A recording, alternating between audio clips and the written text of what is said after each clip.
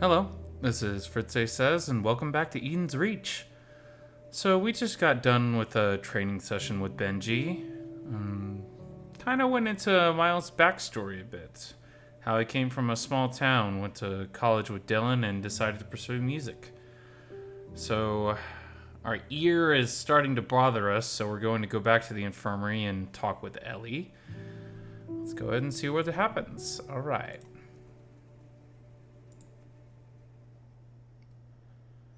I turn at the bend, the light of the infirmary illuminating the dim hallway. I survey the surroundings. No sign of life can be found. I sheepishly look around the nooks and crannies for Elly, hoping she has those cat-like invisibility powers all feelings I've met seem to have. After a few minutes of searching, however, I still came up empty-handed. I don't need another workout today. This life will certainly need some getting used to. I resign myself to sitting on one of the examination tables, just catching my breath. As I do so, the door opposite of me whirs before quietly opening up, with Elly appearing from the room on the other side with a tray of beakers and flasks. Alright, that should be all of this week's extracts. Now for the reagent inventory check. She places the tray under the shelves, without even taking notice of me. She seems to be deep in thought, so I try to gently catch her attention. Elly? And then we could change the potassium chloride for white phosphorus for the projectile grenades. Oh, geez. Looks like being gentle isn't really going to nab her attention. Elly! But for the smoke trailers, we could stick with the chlorate. Elly! Sweet light of Eden! She jolts upward, her fur all bristled. Guess I went too far. Hi there. Oh, it's just you. Is there something you need? I notice that she's still shivering from the shock, so I try to talk a bit more slowly than usual. It's about this bandage. The one on your ear? But that shouldn't be on for more than a few minutes. Did Oswald forget to trigger it? Trigger it? Well, Edenite medical equipment works quite differently. Let me see here. She inches closer towards me and reaches out for the bandage and then begins to tickle it. Though the ear is covered, I can still feel her paw trailing across the surface.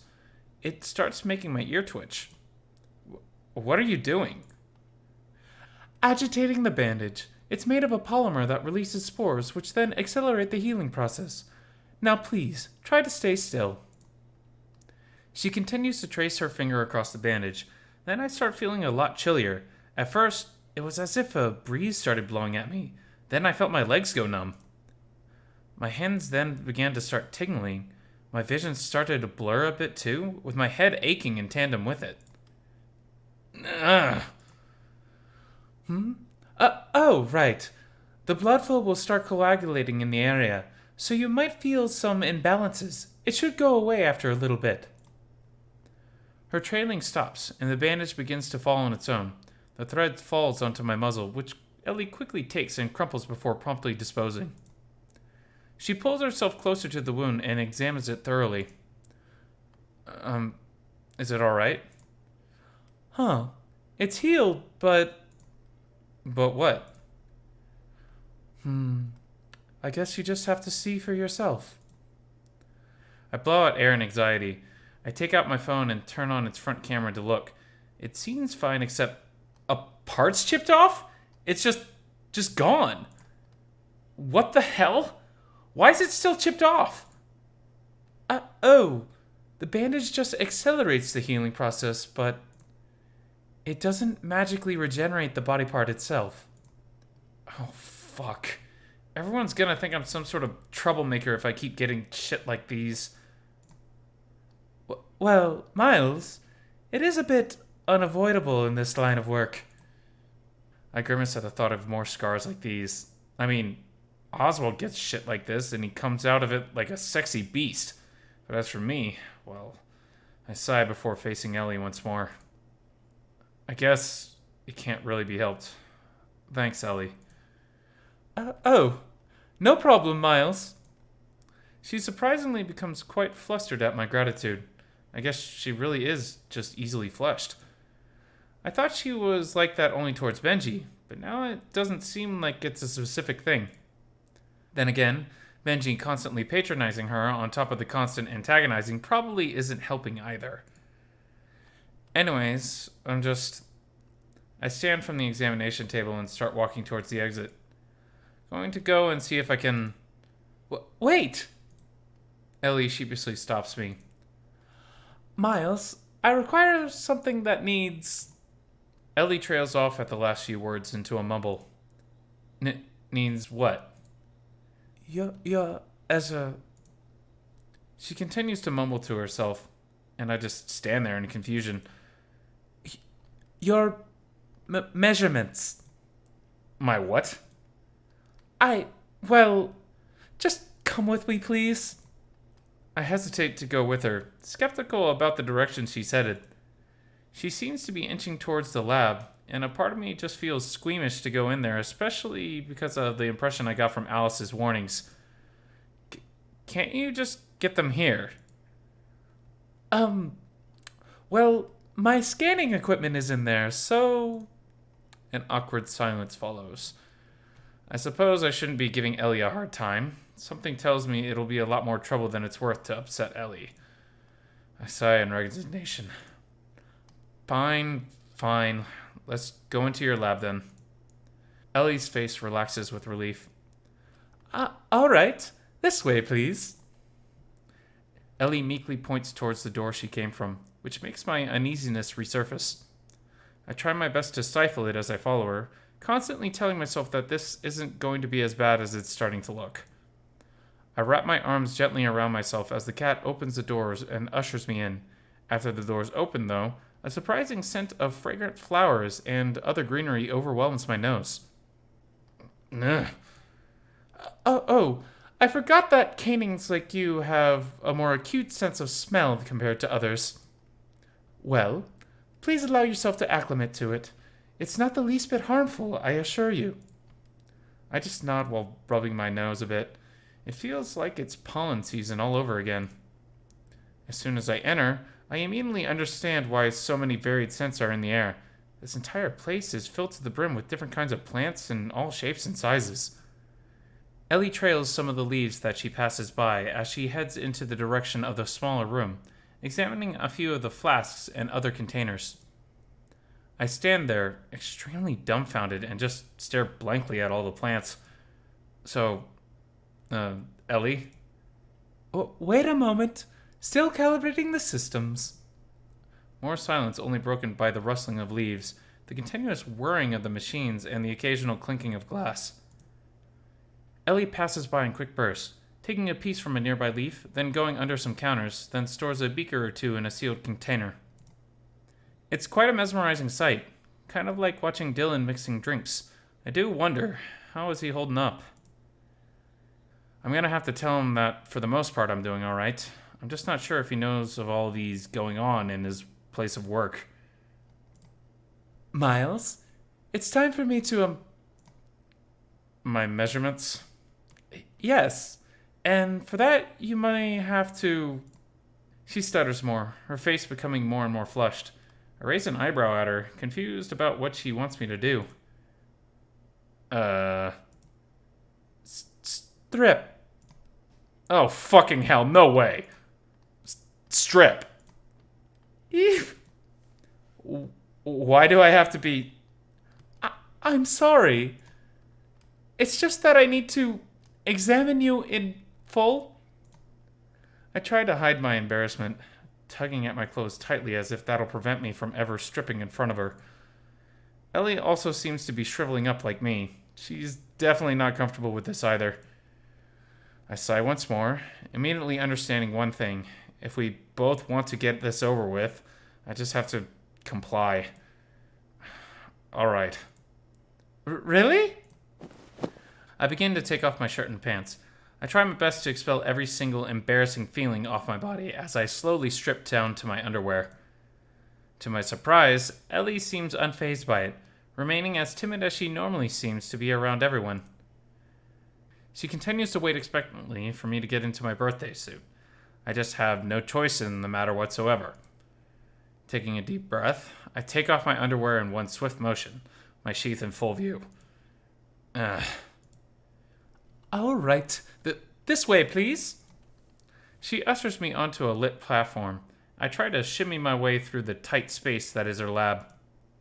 I've been covering my unmentionables with my paws, waves of embarrassment never ceasing to wash over me. Well, at least I don't stink, or else that's another thing I'd have to be embarrassed about. All right, Miles. Stand straight and keep all of your extremities within the square. The scan will begin soon. Okay. Elly moves to the computer, typing in things I can barely see as she prepares a device. When she presses enter, the device lights up with multiple light sensors that pass over my body in quick succession, both in top to bottom and left to right motions. I try my best to stay as stiff and straight as possible, keeping my crotch out of her view, and before I even note it, the scan is finished. Alright, quite average numbers. Average? Is she calling me average? Well, that just hurts my feelings indirectly. Oh, does that mean I can go now? Not yet. I still have to do my personal examination. Your what? Please, calm down. It's only a physical exam. You don't have to worry. I falter a bit while Elly takes out her stethoscope. She places the 2 earpieces in and begins pressing the diaphragm onto my chest. Normal heart rate. Good.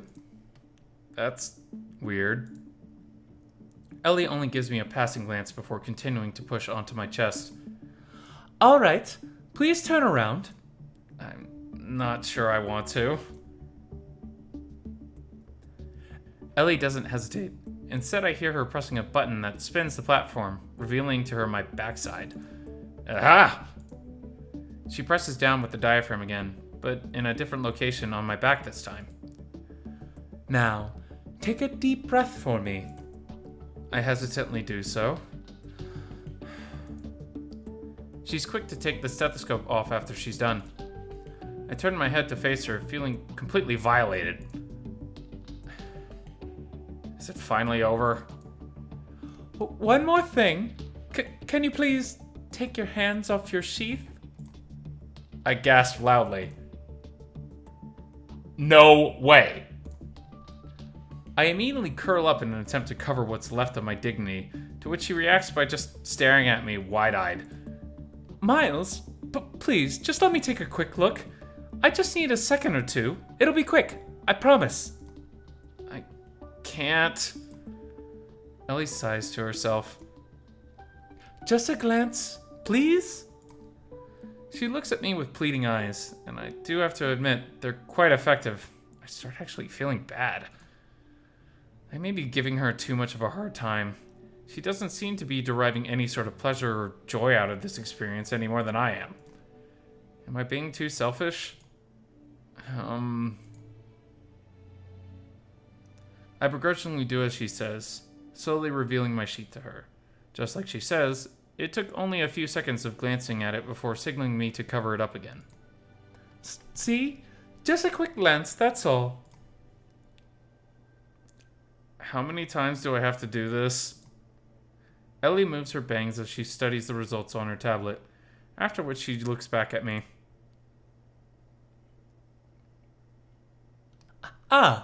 It was merely to check if you're in good health, and for the new gear I'm tasked with preparing for you. She takes out some rolls of cloth, and immediately something becomes familiar about them. Though I didn't take a hard look before, I'm pretty sure those are the same rolls that Benji had with him when I bumped into him. But aren't they on bad terms? Why would Benji do something that remotely involves Elly? So many questions, yet so little time for answers. It seems to be the modus operandi around here, and it's starting to get annoying. Is that so? Yes. It's to make sure you're as comfortable as possible.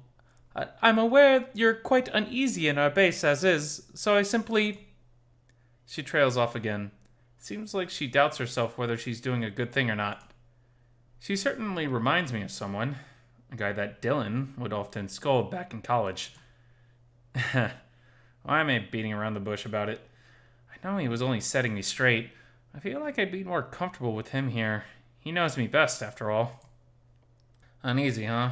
I guess you can say that. Elly notices that I'm deep in thought, so she clears her throat. Sorry, did I remind you of something? I stammer at her spot-on assessment. You're quite observant. She places the rolls of cloth onto her desk, then takes a towel from under it before handing it to me. Here you go. I'll let you change and cool down. You can leave afterwards. Thanks, Elly. I wrap the towel around my waist and grab my clothes. There's a room next to Elly's lab where I can change. It's a lot smaller, so small that I think only Elly and I can fit in here. I quickly put my clothes back on and leave the towel in the room. I leave the small room, but as I make my way towards the exit, I take a glance back in Elly's direction. A part of me doesn't just want to leave. I'm not going to let myself just go with their MO. I take a deep breath and approach Elly's. Miles? Hey. I said you were free to leave, so why aren't you? Her tone has a more curious tone than that of anger. She turns from her seat to fully face me as I take the seat next to hers. I just wanted to talk, you know? It's not like I have anything better to do. Elly raises an eyebrow at me. Didn't you have some training to do with Benji, though? We already had, actually. He sent me here after to have my ear fixed up. Elly clicks her teeth, her hackles raising in suspicion. That doesn't seem to sound like him. What do you mean? He did cause the injury in the first place, no? I'm taken aback at Elly's frankness. Well, yes. An awkward silence fills the room. I'm unsure what to say, and I don't feel like beating around the bush will progress this conversation anywhere. Those rolls, they came from Benji, right? Elly looks at them and starts getting flushed. Yes, what about it? I don't know. It kind of feels weird that he does that, yet he says that he doesn't want to associate himself with you at all? Elly's posture deflates, a deep sigh escaping her breath. I guess I was too direct. I'm sorry. No, you're right. He doesn't want anything to do with me. She clenches her fists on her lab coat. You're bothered by it, aren't you? She nods at me meekly before turning to her desk. I roll my chair next to hers and make eye contact. It's not the hate and disdain I'm bothered by. It's the reasons why. She glances at me and quickly recomposes herself. Not that you have anything to worry about, of course. This is just the way it's always been. I click my teeth and raise my brow at her. Do you know why? She shakes her head. I gently touch her shoulder, our eyes meeting for a bit. It's a mystery to me. All I know is that he only scowls at me and treats me like I'm a huge bother to him. Sometimes even simply breathing seems to offend him. Have you tried asking him about it? Huh? Well, the only way to find the answer to this mystery is to just ask him yourself. If he can't give you an answer, then he's hating on you without any logical reason, and he'll have to be confronted with the fact. If he does, then you'll know what's wrong, and you can at least see if the problems are with you or with him. Elly stares wide-eyed at me. Has she never really considered actually confronting Benji? I guess that makes sense. She doesn't seem to want to be in anyone's way. Right now, though, that's her biggest enemy. I don't know if I can, Miles. He won't even let me see the light of day when it comes to socializing. I pull Elly to face me, and she stiffens up as I do so. That's exactly why you have to confront him. I don't know Benji as well as you do, but I can sort of tell that he doesn't push twice. What? If he pushes you and you stay down, that's the end of the line. But people who he pushes and they stand their ground, they seem to catch his attention longer than anything. Miles, I don't know if it's... She's still in doubt. I can understand that, but nothing's going to happen if she stays like this. At the very least, she has to consider it. Come on, Miles, think. A friend once told me something that stuck with me ever since that point in my life. What? Regretting in silence is the crappiest feeling ever. Better let it all out than keep it bottled up inside. Is that so? Elly thinks for a moment. She looks around aimlessly, clearly debating something. After a few moments of silence, she looks at me. I'll think about it. But I can't just ignore all the work and clutter I have in my lab. Then let me help you. That way you can focus on thinking. Miles, why do you care so much? Well... I think for a moment. This has been mostly just my feelings overriding my judgment, but I'm already too deep into it to go back now. I'm already committed to finding out the mysteries of this group and this whole situation as a whole, and if I had another person to help me solve those mysteries, best I take them. Think of it as a personal thing. If you say so. I won't pry if you don't want to say. Elly takes a basket filled with flasks of chemicals and other liquids and hands it to me. First, I'll need these relocated to the infirmary. I'll tell you what you have to do next afterwards. You got it. I enthusiastically take the basket and start marching to the infirmary. Be careful it doesn't spill! Oh dear.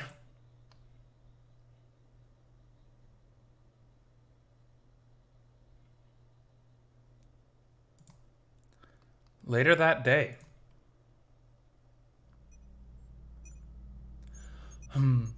That should be the last thing that needs doing around here. Now, to take a well-deserved break. I carefully place the last empty basket under Alice's counter and crash onto the lounge sofa. That was a workout. I knew she had so many baskets. I puff out a large exhale as I slowly sink into the soft foam. I swear I can just take a nap right here. That is, if there wasn't some faint knocking coming from in front of me. I jolt upward, and the whiplash from the sudden movement causes an imbalance of blood circulation, hitting me a bit hard afterwards.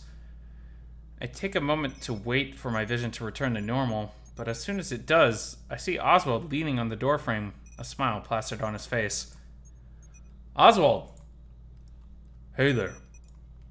I jump off the sofa to greet him as he looks at me with a smirk. I don't really know what's gotten him in such a good mood, but I'm not that curious to ask either. He's here now, and that makes me feel a lot safer. So, how was the training, Miles? Benji didn't give you a hard time, yeah? Training? Well, was... Suddenly, a large figure appears behind Oswald and pushes him off the doorway. Oswald nearly crashes onto me, but he manages to stop himself midway. He then immediately gazes at the figure who turned out to be Max. Blocking the way, Oz? Didn't have to shove me through. Whatever. Besides, you might forget to tell the pup. A hit in your head might help jog your memory. Max then leaves in the direction of the hallway, disappearing into the bend. I look at Oswald questioningly. Tell me what?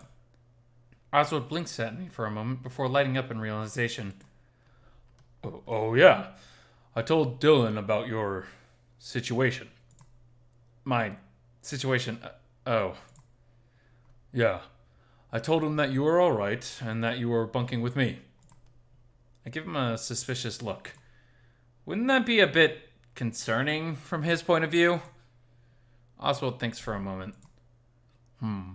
Maybe. He didn't seem to mind, though. I see.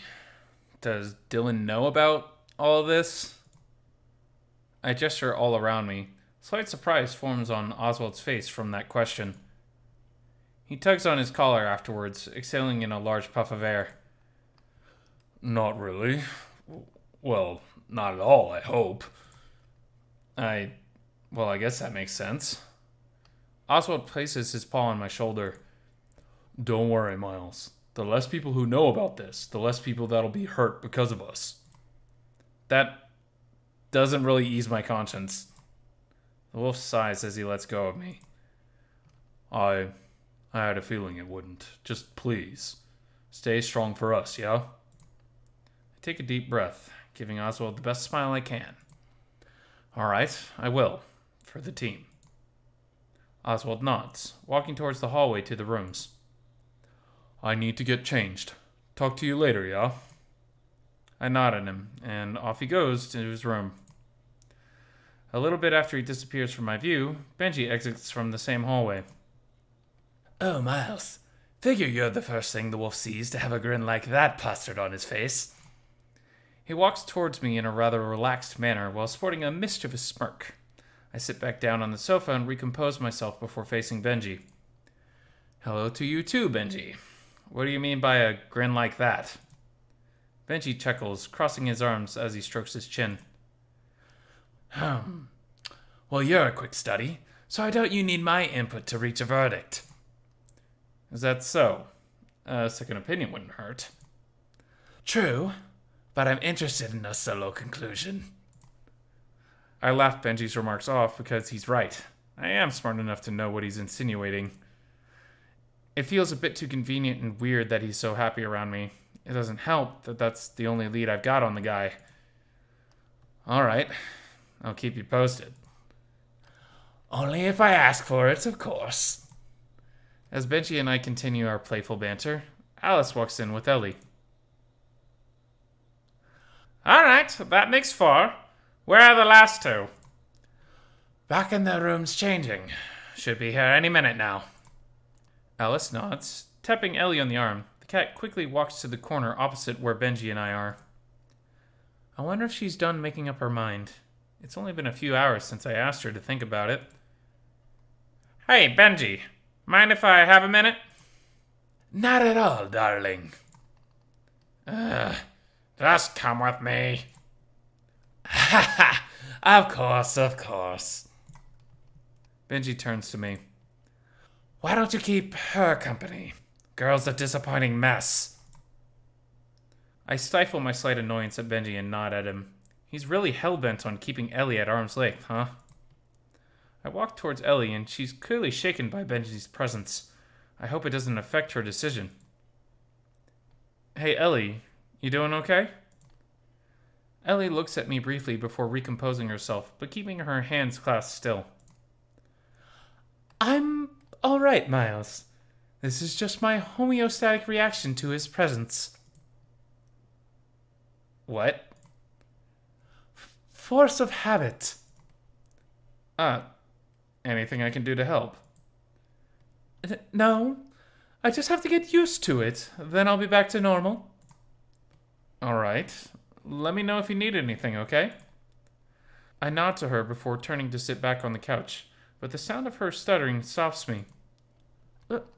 Miles? Yes? I haven't made my decision yet. I sigh inwardly. Elly, it's okay. Just take your time. No point of rushing something as important as this. All right. As I continue to try and comfort Elly, Max and Oswald arrive from the changing clothes. Good. The whole team is here. So. Huh. Alice presses a button which reveals all the panels on her PC. It catches our attention, even more so as Alice claps her hand to actually catch our attention. All right, gather around. Time for the team briefing. Benji's the first to take his seat, cross-legged at that, on a spare bar stool next to the couch. He takes that stool closer to the screen, positioning himself just in front of the couch. Elly, on the other hand, takes a spare seat on the other end of the room to the side. Max takes Ellie's original spot behind the two. Oswald pushes the couch to the center of the room, a clear view of everything Alice has presented on the screen. He crashes onto it, his weight causing the couch to scoot back a bit, but he doesn't seem to care. He just looks at me before tapping the space next to him. Thanks. Don't mention it. Alice clears her throat as she pulls out her keyboard. Ahem! Now, let's get started. Alice flashes several images of a large, extravagant building. I'm immediately able to recognize the kind of architecture and figure out that it's located somewhere in the uptown districts, up on the hills. It's supported by tall, intricately carved pillars by the entrance, with a large, man-made tunnel opening just in front of it. There'll be a charity party that's gonna be hosted by Eden Corps here. Apparently, it's their usual practice to bolster the monetary support from the uptown residents. It's gonna be held in the Uptown Community Center, where they'll be importing a databank from Eden Island itself to track the guests. Oswald leads forward a bit from the couch, dispersing the weight forward. Yup, we've made that clear. We also know that the databank has some possible information regarding the next steps we'll take to take Eden Corps down. Right. However, that same databank makes it extra hard to do long-range comms as well as infiltrating the community center. It keeps track of the guests going in and out in real time thanks to all the patrols. Luckily, Benji got us a way in. The possibility was a bit far-fetched at first. A contact of mine could convince the rear guard that we're staff and let us in. Miles, however, changes that. After proposing a better course of action for the previous DJ, Miles can fill that role instead. Once we're in, Miles can be our surveillance, as Alice's comms are offline once we're in. I start to shake a little in realization of how vital I am to sell this whole alibi. The equipment that all three will need will be set just before the mission starts. I have planned for most scenarios. The mission's also gonna take place on a work day. I'll make sure the bar's safe while you guys are wreaking havoc. Alice nods before turning her desk and taking out a small device from the drawer. She tosses it to Benji, and the raccoon effortlessly catches it. Plug that into the databank once you get there. It'll mine all that data and keep it safe until you get back to base.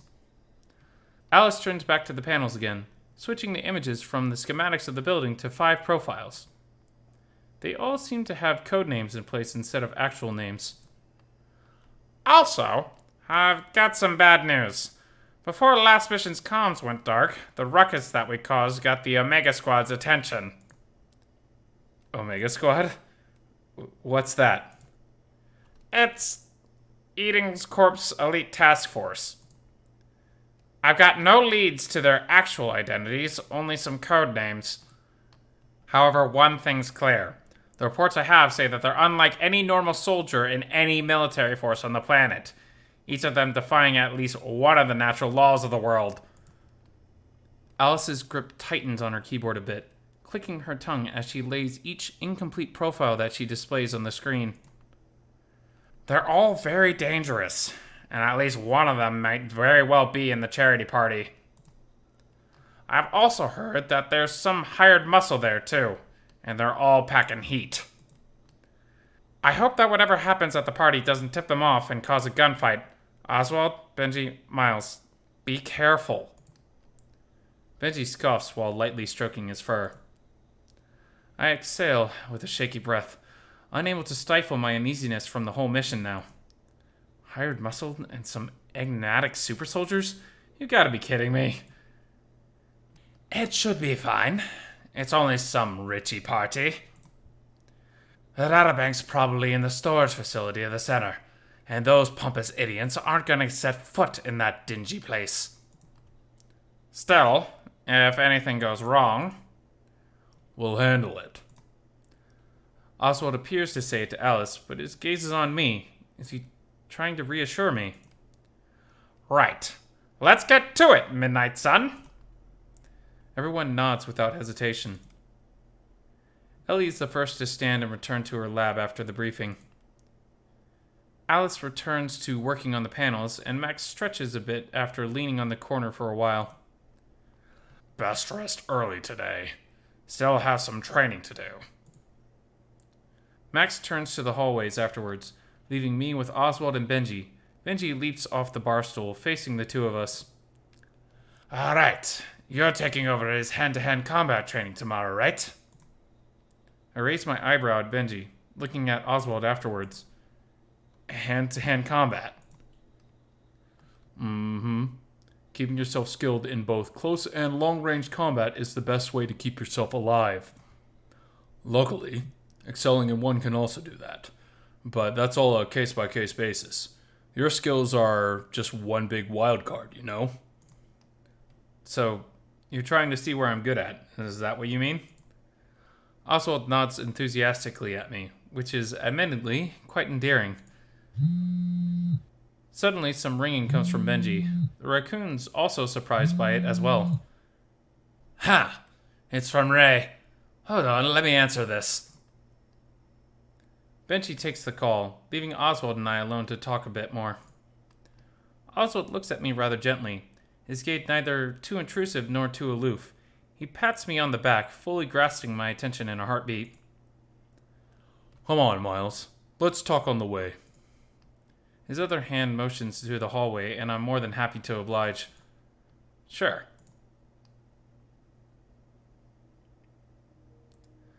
We begin to walk, neither of us really attempting to break the silence so far. Oswald places his hands onto his pockets, relaxed and seemingly undisturbed, unlike me. I'm thinking about so many things right now, and it's starting to overwhelm me to the point that I can't even describe them, not even to myself. The mission, my life, the possibility of death, the people around me. It becomes a definitely ringing in my mind, each footstep making me fall deeper and deeper into an anxiety-filled collapse.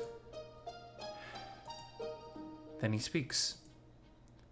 Hey, Miles. Yes, Oswald? I never asked how your day was while I was gone. So how did it go? How was my day, huh? Well, I can pick a few things out from today. Probably going to have to skimp out on the shower, though, for obvious reasons. There was a training with Benji, which has a mixed bag in itself. Then again, there is Elly's exam to consider. Decisions. Gonna ask about Benji boy. Training with Benji was okay, for the most part. Is that so? Did you learn a lot? Just the basics. He let me shoot a few rounds, but that was it. Figures. Well, the next time, if we get the chance, I'll train you myself and make sure you'll learn a lot more with the better shot. He winks at me while sporting a wide grin. Well, something tells me that Benji can easily prove him wrong. I'm not going to tell that to his face, though. I'll let him have his moment. We continue to talk a bit more, this time about his day in the bar. Unlike when I was there, it's mostly uneventful, and most of the DJs didn't seem to interest him either. While we continue to walk, a rather slender figure shoves past between us, revealing itself to be Benji, coyly swishing his tail as he skips ahead of us rather flippantly. Alright, you lovebirds. Get a room! Benji chuckles before entering his room. His words linger in the air and cause me to become flushed. That raccoon never fails to get under my skin. Lovebirds? Miles? Lovebirds. I can feel myself getting red. This isn't good. Miles, you're starting to heat up. Oswald places his paw on my shoulder, and I reflexively brush it away. I'm fine, just let me calm down. Oh, okay. I take a few moments to let my emotions die down with a few deep breaths. I start feeling better, though I can't seem to get rid of his words ringing in my ears. How embarrassing. Embarrassing? Sorry, Oswald. Benji's probably just trying to get under my skin. Oswald chuckles. Huh. Happens to the best of us. Right? Besides us being lovebirds, a bit of a stretch, don't you agree? A few seconds pass. No response. I wait for a few more to pass. Complete silence. You agree, right? Oswald's only response is to nervously chuckle while rubbing his nape. You swing that way. The wolf's the one to get flustered this time. You be surprised. What? All this time you were... Yes, I do prefer the company of men more. That's I wasn't expecting this at all. All of a sudden, a swarm of questions fill my brain, and I quickly switch gears to enter this whole rabbit hole I've just discovered. What? Since when? Instead of indulging the question, I absentmindedly blurted out. Oswald giggles while he opens his room door. I realized then that we've both reached our bedrooms. Much to my dismay, now the wolf has an excuse to dodge my questions. Huh. Good night, Miles. Well, yeah. At this point, all I can do is laugh. Just the what the heck is this coincidental yet stupidly infuriating cliffhanger? I swear, this is the kind of stuff that Dylan would enjoy out of a good book. Now I have to live in it? How frustrating to be kept in the dark. Yet, this is quite the big step in solving the mystery that is Oswald. Maybe he has the hots for me? No, that can't be it. Why would he be interested in a guy like me? Guess I'll just have to think about it later. I enter my room and crash onto the bed, raring to get to the next day. I've made decent progress learning from some of the people in this group. I hope to get to learn more.